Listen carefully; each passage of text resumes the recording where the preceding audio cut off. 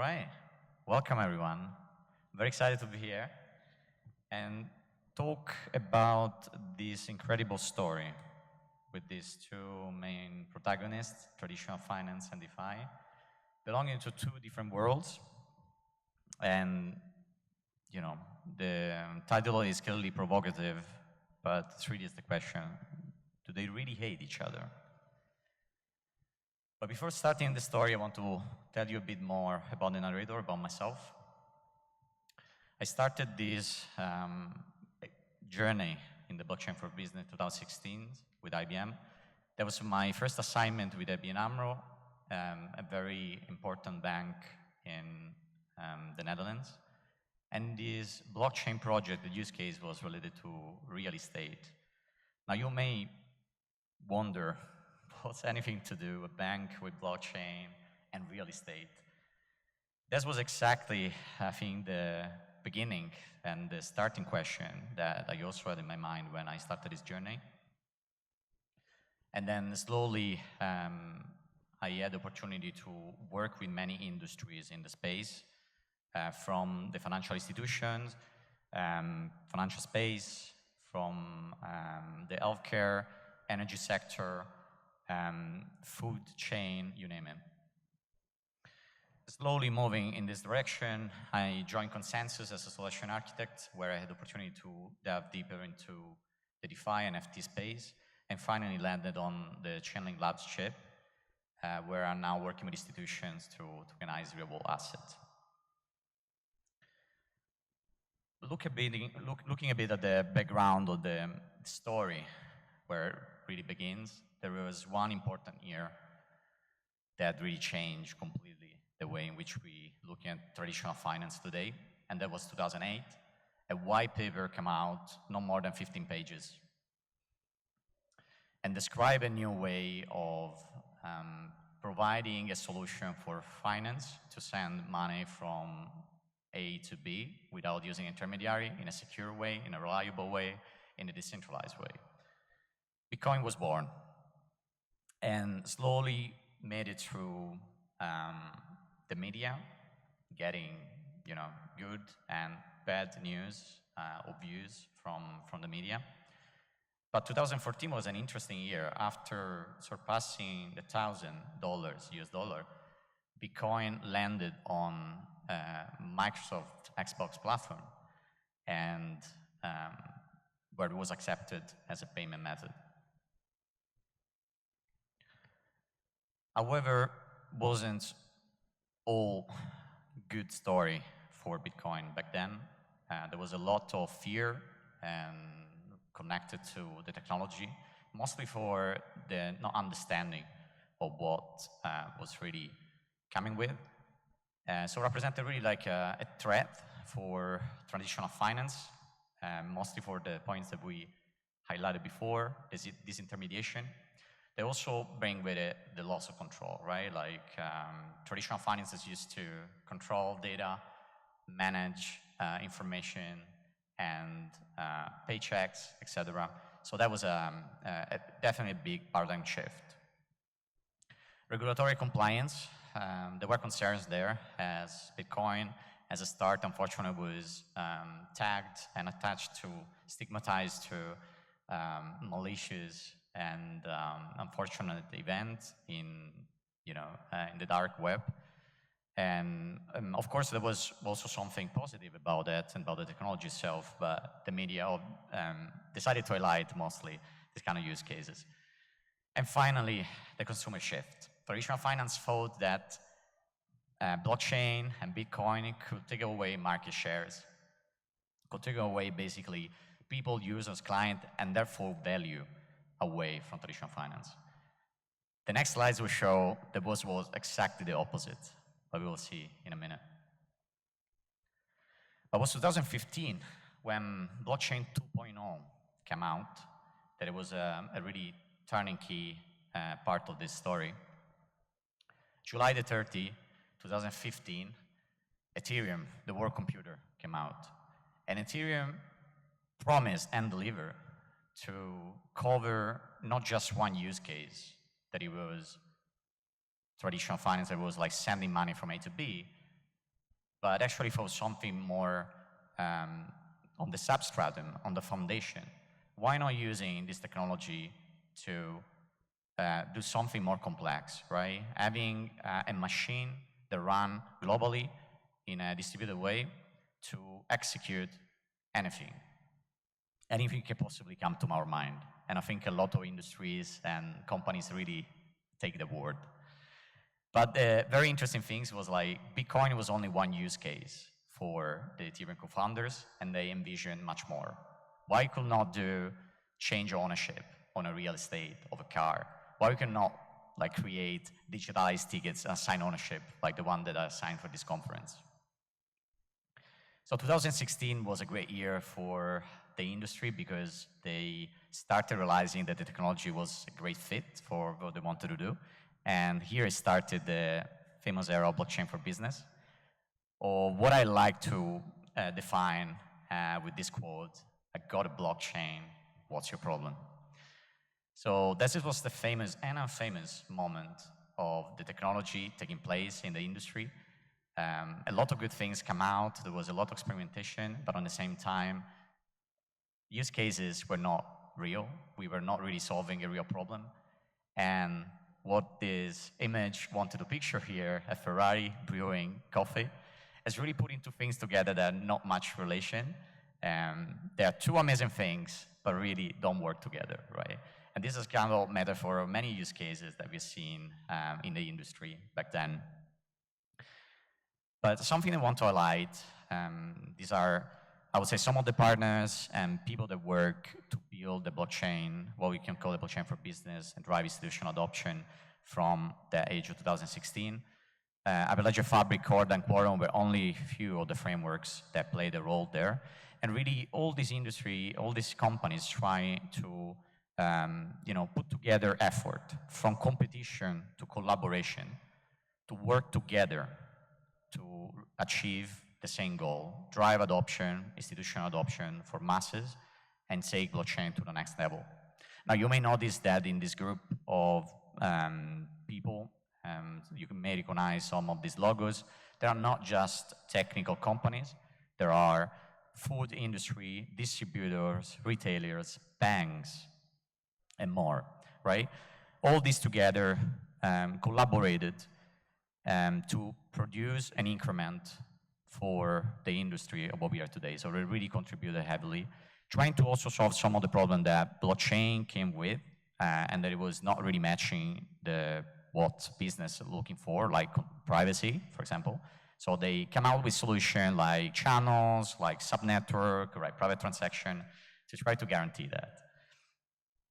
And then to say they also work a lot open source. There is a lot of code available for people to work, and this is also really something singular and peculiar for these industries.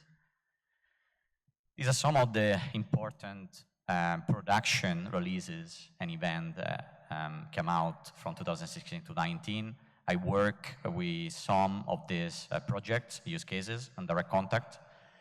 That was the age that we can call it the consortia age, or better, like entities understood, likely very early stage, that they need to be together as a competitors to build up the use case, to work together to achieve a goal. And that's what we call consortium in singular.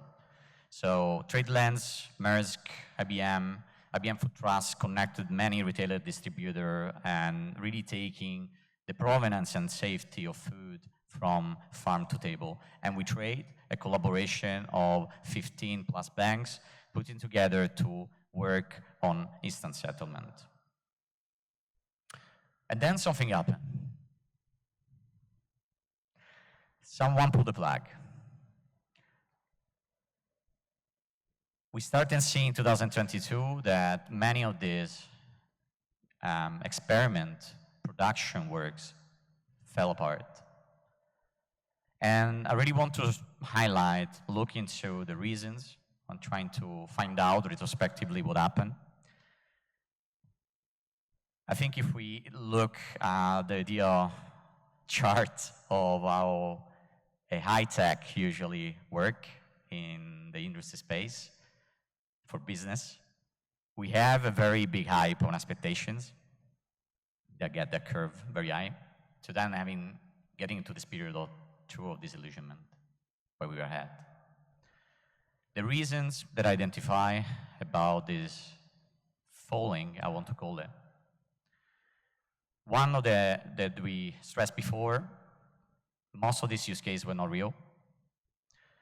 Privacy and regulatory concerns. Even if the product went production, there was a problem of how can we make it past the regulatory scrutiny. Governance. How all this company can come together to make a decision when it's very hard to put together a couple of people. Imagine like thousands of people. And finally, and last not least, the high complexity and cost. This is the big elephant in the room, and this is something that a lot of companies didn't foresee in the very beginning, that this technology is not cheap. If you need to run in a cloud, there is a big cost associated with that. There is resources cost, time, etc. But I really want to see this as a learning curve, like a learning phase rather than a failure. Because as you can see from that diagram, there is that slope of alignment where there is a recalibration to then get to a plateau of productivity. But it was really 2020 that makes a lot of sense for traditional finance, and when we can really define an embracing between these two worlds. Aave, Compound, MakerDAO, Uniswap all came out, providing a big sign of what DeFi and the capabilities of this new technology were coming with. So some of the important events that happened between 2020 and 2022, really good event, not just for Ethereum space, but for the industry of Bitcoin. One of these was El Salvador, a country adopting Bitcoin as a legal tender. So we can see that the technology and Bitcoin is, as a technology, enlightened at being a value, obviously, for many companies, for a country, right? Where they can deposit, they can see value as an asset. And slowly, we see also like some bad events happening, unfortunately, in 2022, where we see business, a lot of money flowing in. Unfortunately, there are also big risks involved. Was the case in 2022, May, the Terra Luna collapse that wiped 40 billions of clients, customers' funds. And even bigger, FTX, one of the biggest exchange in 2022, filed bankruptcy in November 2022. The market capitalization went from 3 trillions of the previous year to 900 billions. You can imagine like a big hit. It was a catastrophe. People in the space were moving away. There was a lot of fear, scared. A very dark period for crypto, and for all the industry, especially for people that build this infrastructure from the ground up. Was a very, very dark period. But something started emerging from the surface, starting highlighting a light of hope. And that's where we saw the phoenix reborn from the ashes. That's where we saw in 2023, BlackRock filing for a spot ETF, Ripple winning its first partial victory with a SEC, people coming out with a stablecoin, SEC approving 11 spot ETF, and the change of administration in the US government allowing a crypto-friendly environment. That's what drive surely massive adoption of crypto in these years. So we are back. There are definitely like some learning from the Wild West that were left or given as a gift from DeFi. First of all, showing that everyone can actually have an account, can self-custody, be self-custodian of his own funds. This is really important. The assignation of ownership is one of the biggest things in business, and so far, a lot of people trading are still an owner on their own shares, and this is a fundamental requirement. And also regulating this part is a fundamental requirement for moving this to the next level. DeFi also showed the unprecedented level of using financial services and moving and trading, fractionalization, instant settlement. And finally, and last but not least, I think the most important things that DeFi gifted the traditional finance was educating people on using finance, on the primitive, using real market condition, bringing retail to the table. Something that I was fearing before, that DeFi will move people away, and instead get people very close. Obviously, there are challenges. We are working on that, but the future looks very bright. We want to take whatever is on the top left, whatever is on the Y side, on the top left, we want to tokenize 1 quadrillion on data. And to do this, we need interoperability. Chainlink have been working on this since the inception. We want to connect the off-chain data to the on-chain. And this is the unavoidable, the only unique way to drive massive adoption of institutions, connect these two worlds fundamentally. And that's why we came out with Chainlink Runtime Environment that we announced last year as MACON. I recommend everyone to take a look at this composable new framework that combine all Chainlink products together to build in blocks and allow you to build your own solution with ease. Thank you so much for listening.